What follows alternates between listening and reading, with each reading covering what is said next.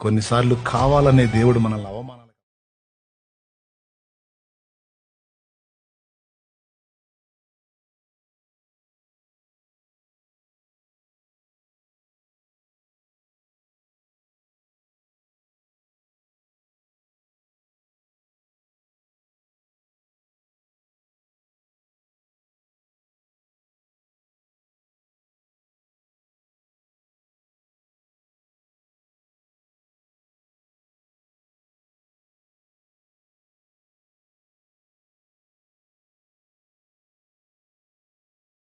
అంత తిరిగి కూడగట్టుకుంటావు, తిరిగి మళ్ళా మొదలు పెడతావు.